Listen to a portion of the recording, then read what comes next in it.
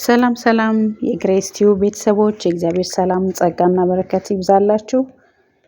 ዛሬ ደግሞ በአዲስ ቪዲዮ መተናል። ምንድነው የምናደርገው? መጽሐፍ ቅዱስን በአንድ አመት እናጠናለን። ከኦሪት ዘፍጥረት እስከ ራዕይ ድረስ ያለውን በቤተክርስቲያናችን እንደዚህ አይነት ልማድ አለን። ማለትም መጽሐፍ ቅዱስን በቤታችን ስለምናጠና በኦዲዮ ለእናንተም ላጋራችሁ በሚል ነው በዚህ ቻናል የመጣሁት። ስለዚህ ዛሬ ከመጽሐፍ ቅዱስ ከመስከረም 1 ዘፍጥረት ምዕራፍ 1 እና ምዕራፍ 2ን እናነባለን። የዮሐንስ ወንጌል ደግሞ ከሐዲስ ኪዳን ምዕራፍ 1 ነው የምናጠናው። ስለዚህ ዛሬ በኢትዮጵያ አቆጣጠር መስከረም 22 ነው።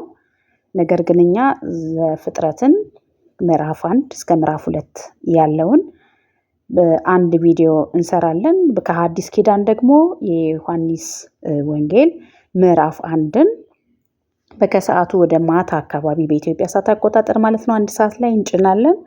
ስለዚህ በቀን 2 ቪዲዮ እየሰራን እንዳይበዛባችሁ ማለት ነው። በቀን 3 ቪዲዮ ካደረግን በጣም ታውቃላችሁ እይታው በጣም አስቸጋሪ ይሆናል፣ ለሰዎችም ያስቸግራል። ስለዚህ ምንድነው የምናደርገው? 3 ምዕራፍ በአንድ ቪዲዮ ሲሆን ስለሚበዛባችሁ በሁለት ለማካፈል ተገደናል ማለት ነው። ሁላችንም በደንብ በማስተዋል እንድንሰማውና እንድናዳምጠው የእግዚአብሔር ጸጋና በረከት ይብዛልን። ይህ የምታዩት መጽሔት ከአዋሳ ሕይወት ብርሃን ቤተክርስቲያን በአመታዊ የመጽሐፍ ቅዱስ ማጥኛ የተዘጋጀ የሚሰጠን ነው።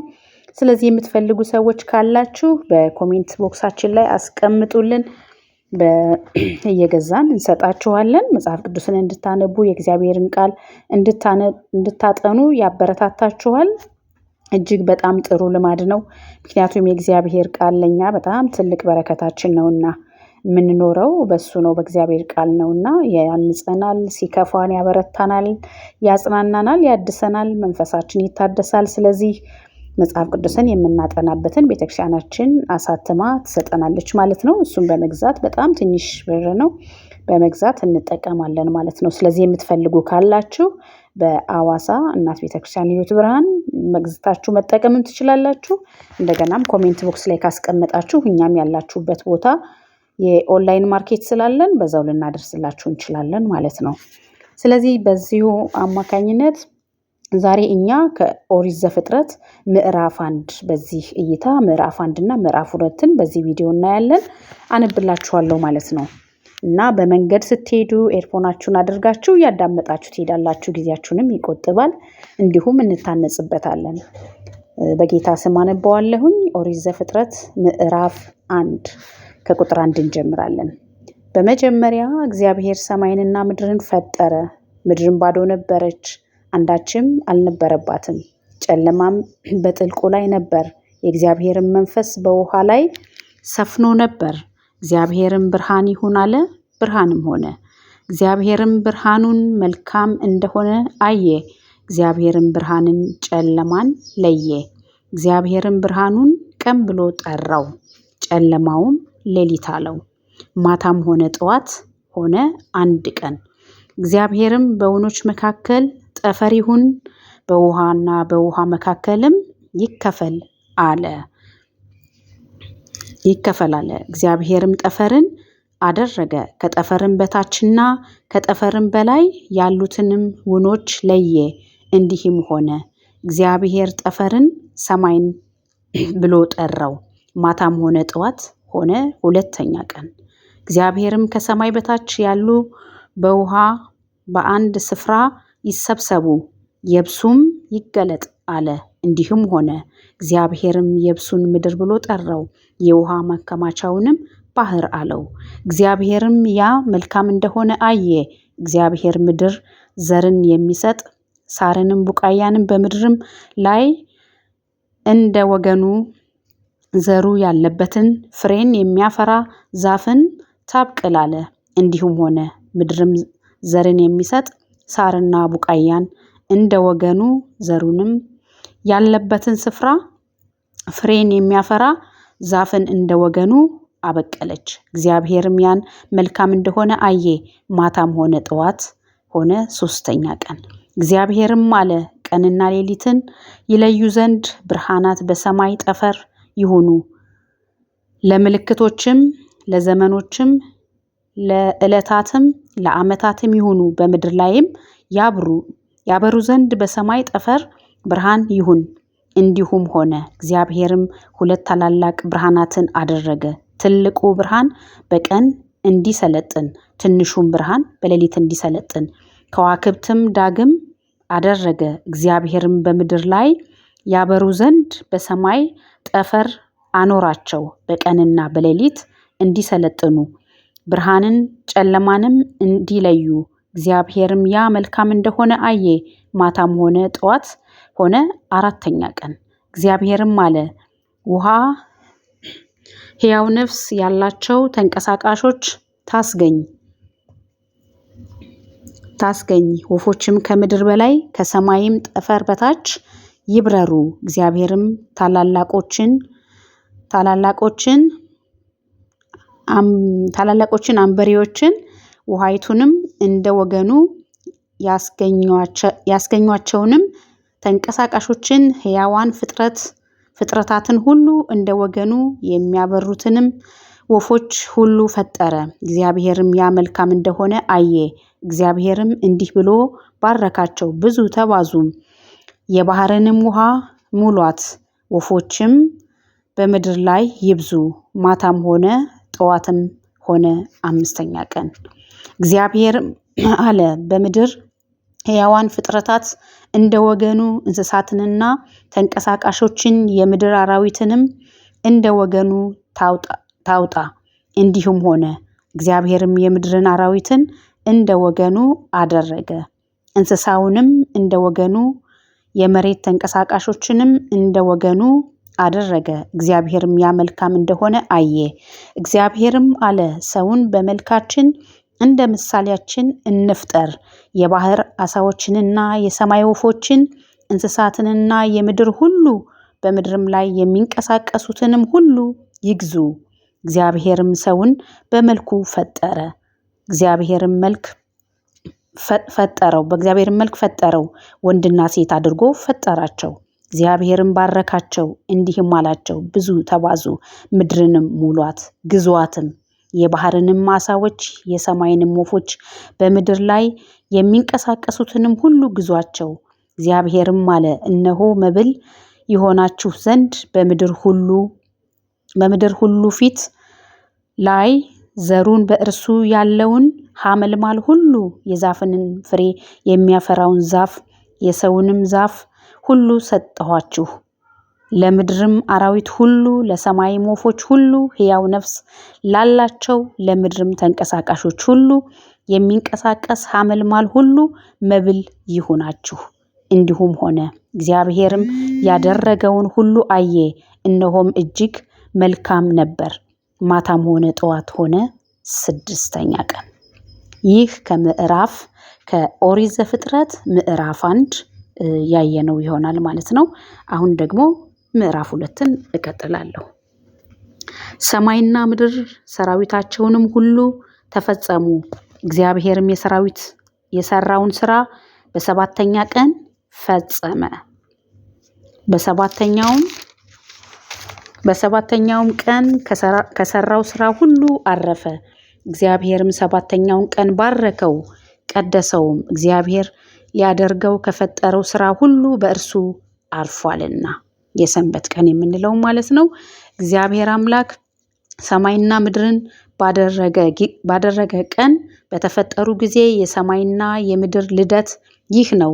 የሜዳ ቁጥቋጦ ሁሉ በምድር ላይ ገና አልነበረም፣ የሜዳውንም ቡቃያ ሁሉ ገና አልበቀለም ነበር።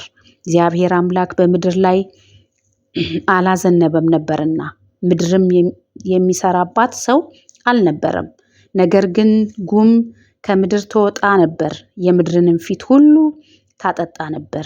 እግዚአብሔር አምላክም ሰውን ከምድር አፈር አበጀው፣ አፍንጫውንም የሕይወት እስትንፋስን እፍ አለበት፣ ሰውም ሕያው ነፍስ ያለው ሆነ። እግዚአብሔር አምላክ በምስራቅ በኤደን ገነት ተከለ፣ የፈጠረውንም ሰው ከዚያ አኖረው። እግዚአብሔርም አምላክ ለማየት ደስ የሚያሰኘውን ለመብላትም መልካም የሆነውን ዛፍ ሁሉ ከምድር አበቀለ። በገነትም መካከል የሕይወት ዛፍ መልካምንና ክፉን የሚያስታውቀውንም ዛፍ አበቀለ። ወንዝም ገነትን ያጠጣ ዘንድ ከኤደን ይወጣ ነበር። ከዚያም በአራት ክፍል ይከፍል ነበር። የአንደኛው ወንዝ ስም ፌሶን ነው። እርሱም ወርቅ የሚገኝበትን የኤውላጥ ምድርን ይከባል። ከዚያም ምድር ወርቅ ጥሩ ነው። ከዚያም ሉልና የከበረ ድንጋይ ይገኛል። የሁለተኛውም ወንዝ ስም ጊዮን ነው። እርሱም የኢትዮጵያን ምድር ሁሉ ይከባል። ሶስተኛውም ወንዝ ስም ጤግሮስ ነው። እርሱም በአስር ምስራቅ የሚሄድ ነው። አራተኛውም ወንዝ ኤፍራጠስ ነው። እግዚአብሔር አምላክ ሰውን ወስዶ ያበጃትንም ይጠብቃትም ዘንድ በኤደን ገነት አኖረው። እግዚአብሔር አምላክ ሰውን እንዲህ ብሎ አዘዘ፣ ከገነት ዛፍ ሁሉ ትበላለህ፣ ነገር ግን መልካምና ክፉን ከሚያስታውቀው ዛፍ አትብላ፣ ከእርሱ በበላህ ቀን ሞትን ትሞታለህና። እግዚአብሔር አምላክ አለ፣ ሰው ብቻውን ይሆን ዘንድ መልካም አይደለም፣ የሚመቸውን ረዳት እንቅጠርለት። እግዚአብሔር አምላክ የምድር አራዊትንና የሰማይ ወፎችን ሁሉ ከመሬት አደረገ፣ በምን ስም እንደሚጠራቸው ያይ ዘንድ ወደ አዳም አመጣቸው። አዳምም ሕያው ነፍስ ላለው ሁሉ በስሙ እንደጠራው ስሙ ያው ሆነ። አዳምም ለእንስሳት ሁሉ፣ ለሰማይ ወፎችም ሁሉ፣ ለምድር አራዊትም ሁሉ ስም አወጣላቸው። ነገር ግን ለአዳም እንደ እርሱ ያለ ረዳት አልተገኘለትም ነበር። እግዚአብሔር አምላክ በአዳም ከባድ እንቅልፍ ጣለበት፣ አንቀላፋም።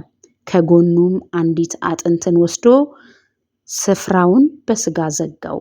እግዚአብሔር አምላክም ከአዳም የወሰዳትን አጥንት ሴት አድርጎ ሰራት፣ ወደ አዳምም አመጣት። አዳምም አለ፣ ይህች አጥንት ከአጥንቴ ናት፣ ሥጋም ከሥጋዬ ናት። እርሷ ከወንድ ተገኝታለችና ሴት ትባል። ስለዚህ ሰው አባቱንና እናቱን ይተዋል፣ በሚስቱም ይጣበቃል፣ ሁለቱም አንድ ሥጋ ይሆናሉ። አዳምና ሚስቱ ሁለቱም ራቁታቸውን ነበሩ፣ አይተፋፈሩም ነበር ይላል።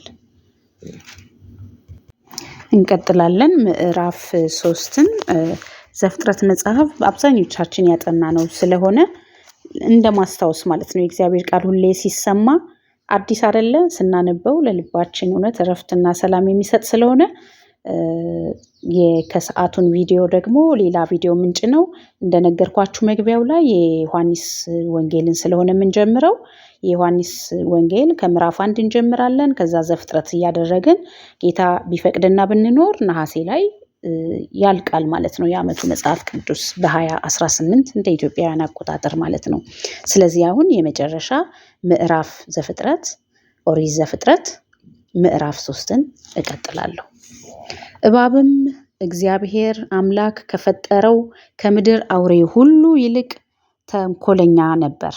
ሴቲቱንም በውኑ እግዚአብሔር ከገነት ዛፍ ሁሉ እንዳትበሉ አዟልን አላት። ሴቲቱም ለእባቡ አለችው፣ በገነት ካለው ከዛፍ ፍሬ እንበላለን፣ ነገር ግን በገነት መካከል ካለው ከዛፉ ፍሬ እግዚአብሔር አለ፣ እንዳትሞቱ ከእርሱ አትብሉ፣ አትንኩትም።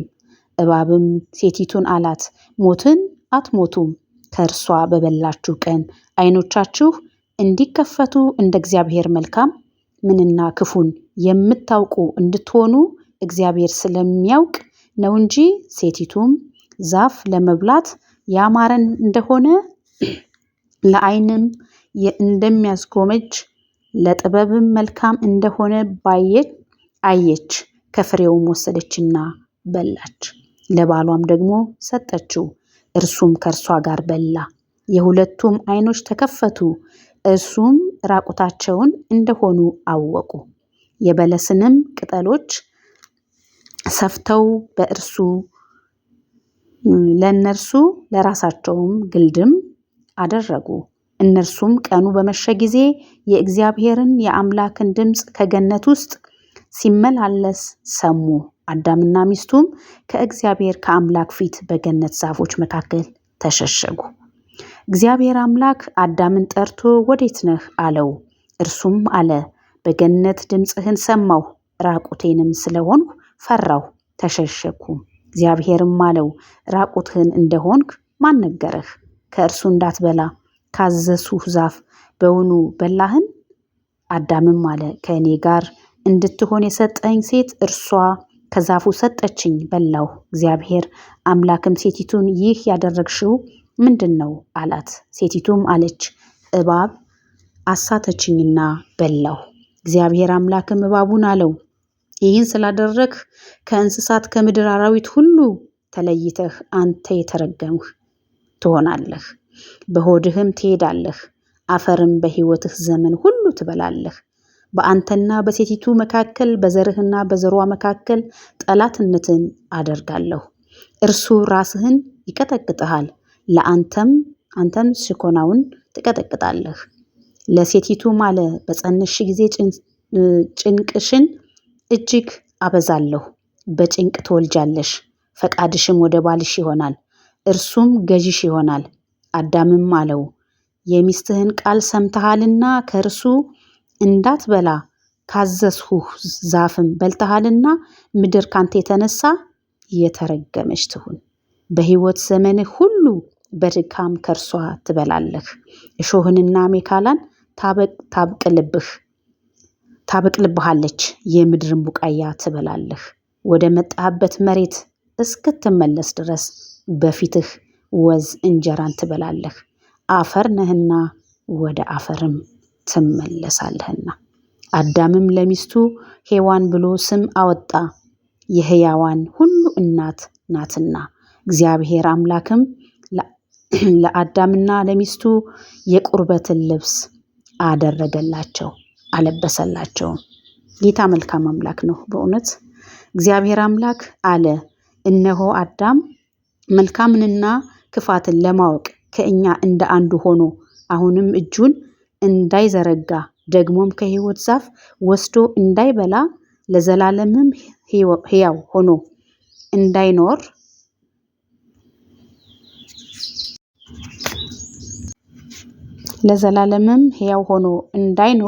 ስለዚህ እግዚአብሔር አምላክ ከኤደን ገነት አስወጣው።